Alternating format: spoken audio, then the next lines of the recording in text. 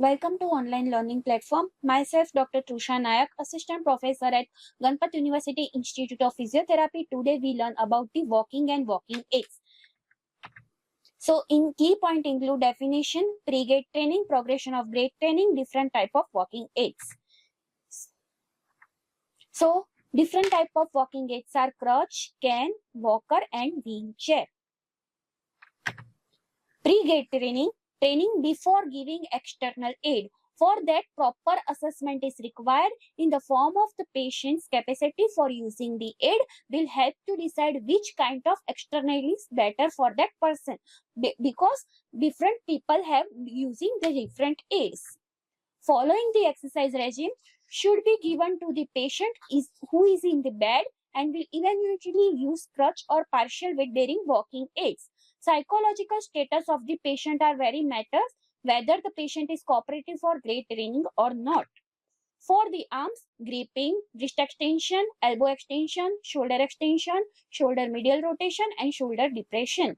For the trunk, upper trunk, rotation, extension and flexion, lower trunk, rotation, extension, flexion. For pelvis, side flexion or hip hiking. For the legs, toe and foot flexion and extension, knee flexion and extension, hip flexion and extension, hip abduction and adduction, and hip medial and lateral rotation. Pre-ambulation exercise. Exercise before the gait training prepares the patient for assuming upright posture. Start with the large base of support and low center of gravity and progressively graduate to the smaller base of support and higher the center of gravity. So goals: improve strength, power and endurance, increase or maintain range of motion, improve motor function and enhance sensory integration. Training: instruct the patient in handling and moving the affected extremity or extremities and develop postural stability in sitting and standing position. Develop the control mobility function as evidenced by the ability to move within the posture. So while changing the posture, patient should be able to maintain to prevent falling down. Developed control mobility function in movement transitions such as rolling, moving from supine to sitting position. Improve tongue and pelvis control. Develop static and dynamic balance control. So in parallel bar progression instruction and training, moving from sitting to standing and reverse, standing balance and weight shifting activities in parallel bar should be occur. Use of appropriate gait pattern, forward progression and turning. Moving from sitting to standing, reverse with assistive device, standing balance and weight shifting activities with assistive device, use of assistive device for forward progression and turning. Advanced parallel bar activities include walking forward and backward, side stepping and cross stepping, braiding and resisted progression.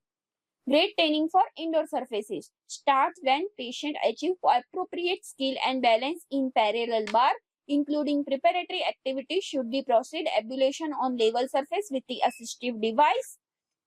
Preparatory activities include instruction in assuming the standing and seated position with the use of assistive device, standing balance activity with the assistive device, and instruction in use of assistive device for a forward progression and turning.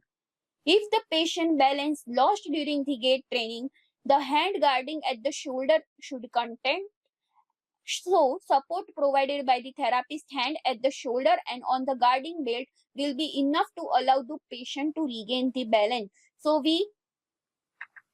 if the balance loss is severe, the therapist should move in toward the patient so that the body guarding hand can be used to provide stabilization. The patient should be allowed to regain balance while leaning against the therapist. If the balance is not recovered and it is apparent patient is going to fall, further attempt should not be made to hold the patient up because it is likely to result in injury to the patient or the therapist. Means during the exercise, patient is fall down repeatedly, we have to stop the exercise. In this situation, the therapist discontinued the training and asked the patient to sit and make it comfortable. In indoor progression include use of assistive device for ambulation level on level surfaces, smooth level and Another level is included. Elevation activity including stair climbing and descending is included and available in indoors and negotiating ramps. Outdoor progression include instruction training in opening doors, passing through the threshold and lead doors, use of assistive device on outdoor terrain and uneven surfaces. Elevation activity includes stair climbing and negotiating curbs. Crossing the street within the time allocated by traffic light, entering to automobile and publication transport. So what is the function of the assistive device? Eliminate weight bearing. Unloading occurs by transmission of force from the upper extremities to the floor by downward pressure on the device. In stair climbing, physiotherapy should be obtained information that including the height and number of stairs, presence and stability of railings, this condition, types of floor covering or pavement leading to on the stairs. The patient should be informed that the stronger lower extremity always leading to going up to the stairs and weaker or involved extremity always leading to coming down. It means up with good, down with bad. In ascending stair, the therapist is positioning the posterior and lateral on the affected side behind the patient. The wide base of support should be maintained with each foot on a different stair. A step should be taken only when the patient is not moving. One hand is placed posteriorly on the guarding bed and one is anterior but not touching the shoulder on the weaker side.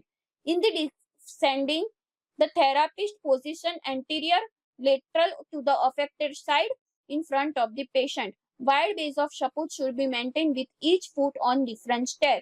The step should be taken only when patient is not moving. When one hand is placed anteriorly on the guarding bed, another is anterior to but not touching the shoulder on the weaker side.